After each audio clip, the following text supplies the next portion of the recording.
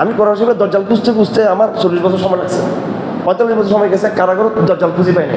পরে কারাগার থেকে আসার পর দজ্জাল খুঁজে পেয়েছি কোরআন শরীফের ভিতরে। দজ্জাল শব্দটা কোরআন শরীফে আছে? আছে, আছে না? দজ্জাল শব্দ কোরআন শরীফে আছে না?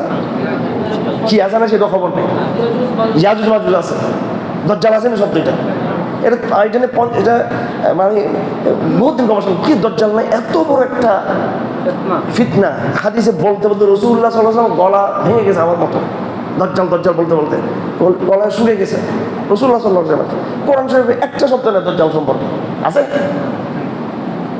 এটা আমি বহু বছর গবেষণা করছি, এটা আমার নিজের মধ্যেও একটু কোথায় জানি একটু ভক্তি ছিল এটা নিয়ে, ঠিক ঘটনা কি আসলে এখানে।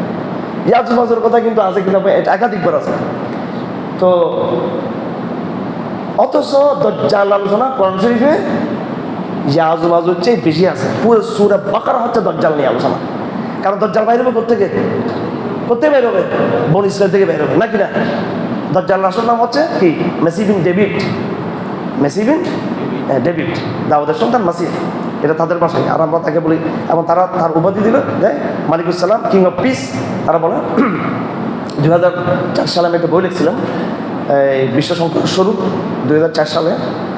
ওখানে ইসরায়েল ওয়েবসাইটের একটা আমরা দিয়েছিলাম যে 4th স্টেপ, 4টে স্টেপ ইসরায়েল রাষ্ট্র প্রতিষ্ঠা, সুলাইমান আকসাকে ধ্বংস করে সুলাইমান টেম্পল, হাইকেল সুলাইমান নির্মাণ করা। 3 নম্বরটা আমার এই মুহূর্তে মনে নাই, এবার গ্র্যান্ড ইসরায়েল বানানো, এরকম কিছু একটা বানানো লেখছে। 4th অ্যান্ড ফাইনাল স্টেপ এভাবে লেখা আমি দেখছি ওদের ওয়েবসাইটে। এটা আমি কপি করে ওই সময় বাইর করছি আলহামদুলিল্লাহ। এরপর আবার ওয়েবসাইটে গ্যাপ করে ফেলছি, এটা ওরা ইসরায়েল ওয়েবসাইটে নেই এখন।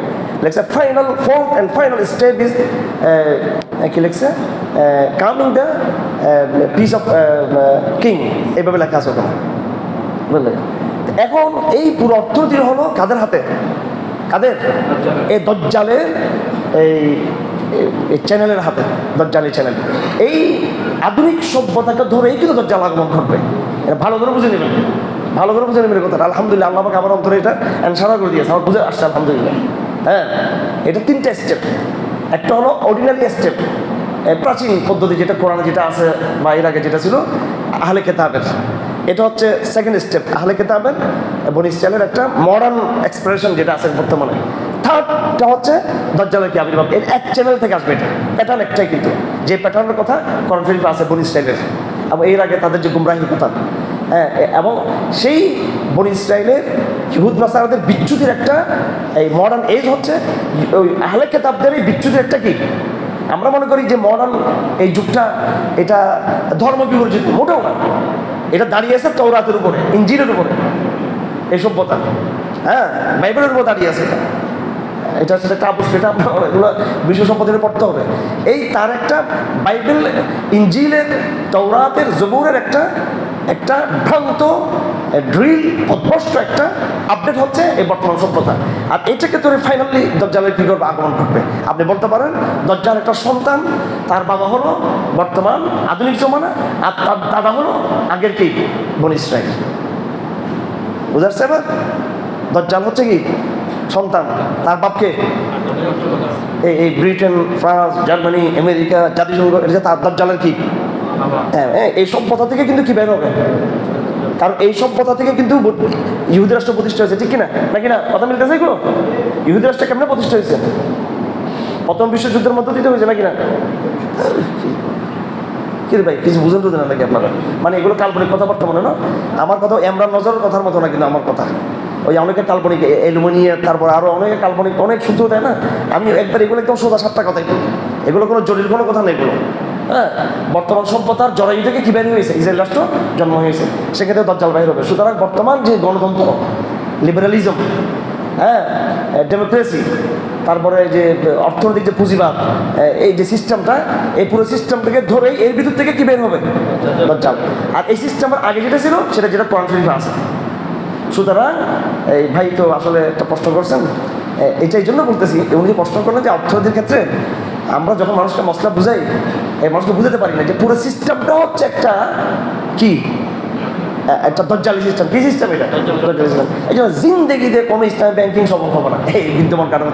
এগুলো হামাস স্টাইলে, ফরাসন স্টাইলে এদেরকে মায়েরে, এদেরকে বিতাড়িত করে, এরপরে রাজনৈতিক বিজয় অর্জন করার পরে সামরিক বিজয়, জাতীয় ভাষা বলে দিচ্ছি আমরা, সামরিক এবং রাজনৈতিক বিজয় অর্জন করার পরে এরপরে একটা অর্থব্যবস্থা দাঁড়াতে পারবে ইসলামের। এর আগে কোনো দিন এই অর্থব্যবস্থা ইসলামিক এটা সম্ভব না। এটা আরবি একটা কিতাব আছে আমার ভাগিনা আর আশরাফ সারিকে ছিলেন আপনারা সবাই, আলহামদুলিল্লাহ মেধাবী আমার ভাগিনা। ও আমাকে একটা বই দিয়েছে আদ-দাওলাতুল মুস্তাহিলা, ইম্পসিবল স্টেট, ইসলামিক স্টেট, অসম্ভব একটা ইসলামিক স্টেট কনসেপশনটা, এটা ভুল ভ্রান্ত কনসেপশন। ইসলামিক স্টেট এই বিদ্যমান কাঠামোতে অসম্ভব হতে পারবে না।